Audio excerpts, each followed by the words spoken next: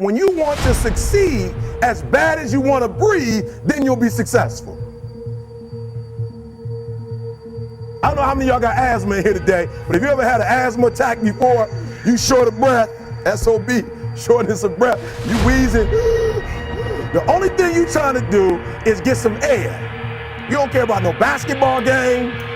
You don't care what's on TV. You don't care about nobody calling you. You don't care about a party. The only thing you care about when you're trying to breathe is to get some fresh air. That's it. And when you get to the point where all you want to do is be successful as bad as you want to breathe, then you'll be successful. And I'm here to tell you, number one, that most of you say you want to be successful, but you don't want it bad. You just kind of want it. You don't want it badder than you want to party. You don't want it as much as you want to be cool. Most of you don't want success as much as you want to sleep. Some of you love sleep more than you love success. And I'm here to tell you today, if you're going to be successful, you gotta be willing to give up sleep. You need to get to a point in your life where there's nothing on the docket. There is no 5K, there's no I'm gonna get into school to be this or that, and still perform to the highest level. Because what people don't get is one day that thing's gonna come up. And if you're not constantly performing without purpose, you're not gonna be ready when the time comes. It's this magical thing, purpose, that we're all looking for. But what's funny about it all is that we need these things to perform. But we don't take a second to realize the purpose is always there. The purpose never leaves us, because the very purpose is you. You are always the purpose. There may be another purpose, like being a SEAL or going to college or whatever, but the main purpose in life is you. So if you wake up in the morning and you don't want to do something, you don't care enough about yourself.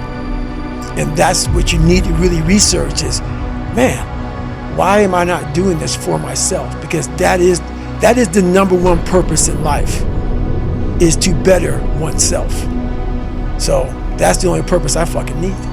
So the reason I get up every day, even though there's no race or there's no school, there's nothing in front of me, is because I have pride in myself. Because I know there's so many people that have the ability and just refuse to get off that couch. Refuse to study a few more hours, refuse to go deeper, to go further. And that's where I gain the advantage. It's so easy to be great nowadays, my friend, because most people are weak. Most people don't want to go to that extra mile. Most people don't want to find that extra because it sucks. It's miserable. It's lonely.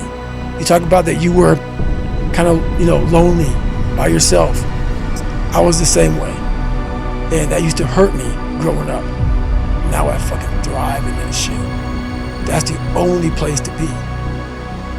Whole different ending. It could have been a whole lot different. And I bet Aunt Jackie wouldn't have taught me that Bible story in Sunday school if David had stood there and argued with Eliab. Now here's the thing that's practical about this. Some of you are fighting Eliab today. And because you're fighting Eliab, Goliath continues to go unchallenged in your life. You know you're fighting Eliab if you're still blaming people. David did this move that I want to learn how to do when I realize I'm fighting the wrong enemy. When I realize I'm fighting something outside when I really need to be dealing with something inside. When I realize I'm trying to control how other people are versus trying to have self-control, the fruit of the Spirit, for myself. This is a word today. This is a word today. It said that David did something very strategic, and this is like the turning point of the story. It said in verse 30 that when Eliab was going back and forth in David hit him real quick with an insult just to let him know, I'm not a punk. And then after he said what he had to say, watch what he did. David turned and asked somebody else. And watch this. When he turns away from Eliab, it positions him to face Goliath.